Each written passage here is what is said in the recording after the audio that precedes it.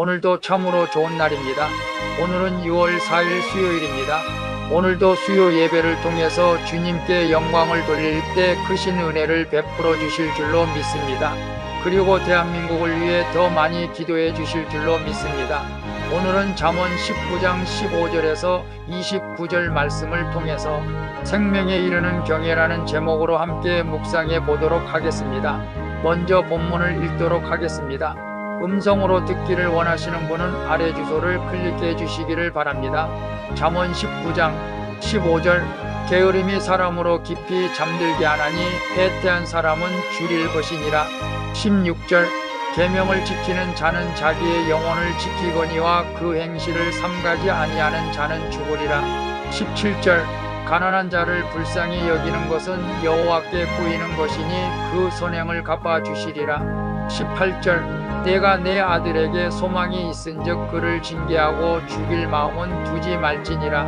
19절 노하기를 맹렬히 하는 자는 벌을 받을 것이라 내가 그를 건져주면 다시 건져주게 되리라. 20절 너는 권고를 들으며 훈계를 받으라 그리하면 내가 필경은 지혜롭게 되리라. 21절 사람의 마음에는 많은 계획이 있어도 오직 여호와의 뜻이 완전히 서리라. 22절 사람은 그 인자함으로 남에게 사모함을 받느니라. 가난한 자는 거짓말하는 자보다 나으니라.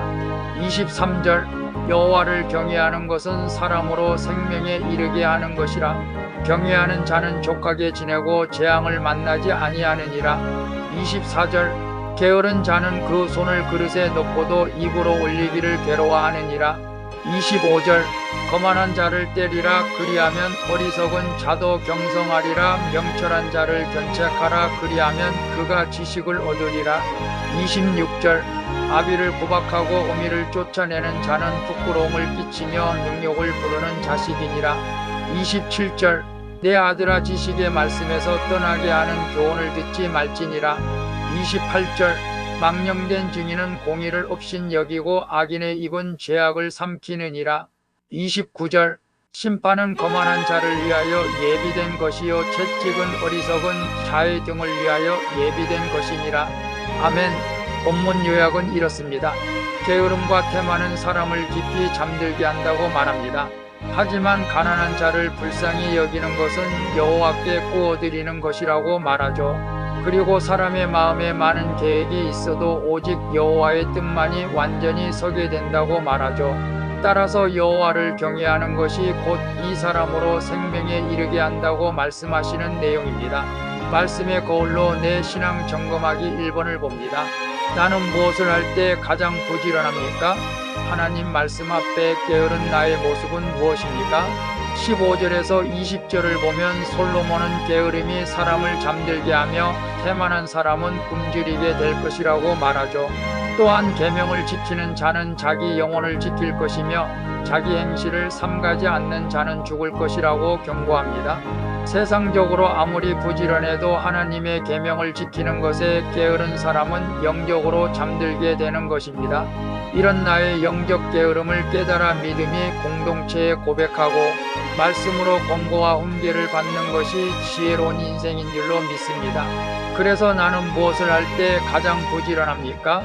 하나님의 말씀 앞에 게으른 나의 모습은 무엇입니까? 라고 했을 때 내가 좋아하는 것을 했을 때 가장 부지런하게 행동할 때가 많죠. 저는 하나님 앞에 게으른 나의 모습은 기도와 전도라고 저는 늘 생각을 하고 있습니다. 이것이 부지런함으로 나타날 때 하나님의 뜻을 이루어가게 될 것인데 그것이 늘 마음이 걸립니다. 여러분은 부지런하는 것이 무엇이고 하나님 앞에 게으른 모습이 무엇입니까?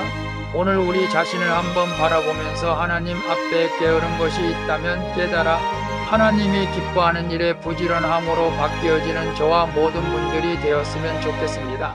2번을 봅니다. 요즘 내가 시간을 가장 많이 투자하는 일은 무엇입니까? 하나님의 뜻을 생각하는 큐티 시간보다 내 삶의 계획을 짜는데 더 많은 시간을 쓰지는 않습니까? 21절에서 23절을 보면 솔로몬은 사람의 마음에 많은 계획이 있을지라도 오직 하나님의 뜻만이 완전히 설 것이라고 말하죠. 모든 것이 하나님의 뜻대로 성취될 것을 믿는 사람은 자신의 계획이 이루어지지 않아도 다른 사람에게 인자함을 베풀고 가난하더라도 진실을 말하게 되는 것입니다. 내 모든 계획이 실패하였다고 해도 그 일이 하나님을 경외하게 되었다면 그것이 축복인 줄로 믿습니다. 왜냐하면 하나님을 경외하는 것이 나를 생명에 이르게 하기 때문이죠. 그래서 요즘 내가 시간을 가장 많이 투자하는 일은 무엇입니까? 하나님의 뜻을 생각하는 큐티 시간보다 내 삶의 계획을 짜는데 더 많은 시간을 쓰지는 않습니까? 라고 했을 때 여러분들은 어디에 가장 많은 시간을 투자합니까? 물론 직장 생활은 당연한 것이지만 그 외에 취미생활, 운동 혹은 TV 보기, 독서 등등이 있지요. 저는 운동하는 시간을 많이 투자하는 것 같은데 저도 회개를 합니다. 우리가 내 계획을 짜는데 시간보다 하나님의 뜻을 이루는 그것에 더 많은 시간을 우리가 투자하면 하나님께 복을 받는 자가 될 줄로 믿습니다. 3번을 봅니다. 내가 묵상만 하고 적용하지 않는 것은 무엇입니까? 나를 말씀을 듣는 자리로 다시 돌아오게 해준 고난의 채찍과 같은 사건은 무엇입니까?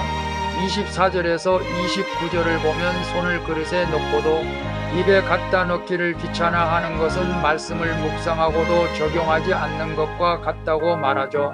우리는 때때로 거만한 자를 징계하고 명철한 자를 견책하여 권면해야 한다고 말합니다. 한편 질서를 거슬러 아비를 구박하고 어미를 쫓아내는 자는 능욕을 부리는 자식이죠. 그러므로 우리는 지식의 말씀에서 떠나지 말아야 하는 것입니다. 말씀은 우리의 삶을 인도하는 빛이기 때문에 우리는 말씀에 늘 귀 기울이며 그 안에 거해야 할 줄로 믿습니다.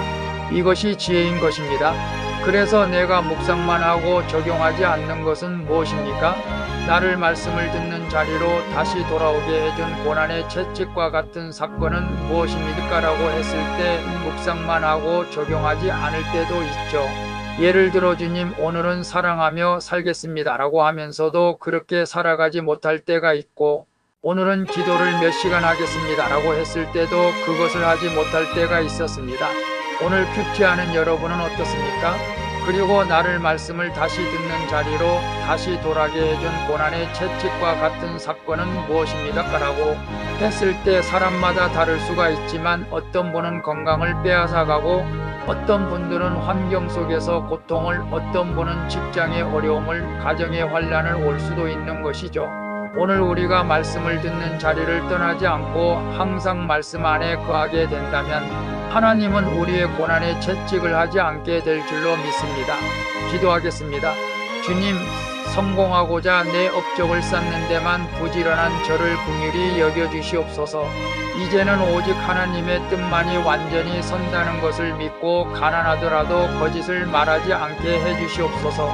그리고 말씀을 읽고 듣는 것으로 그치지 말고 입에 갖다 넣는 적용을 하게 해주시옵소서. 주님, 내가 원하는 대통령이 선출되지 않았다 하더라도 낙심하지 마시고 기도로 주님의 뜻을 구하는 우리 모두가 되어줄 수 있도록 도와주시옵소서. 이 나라를 지켜주실 예수 그리스도의 이름으로 기도합니다. 아멘.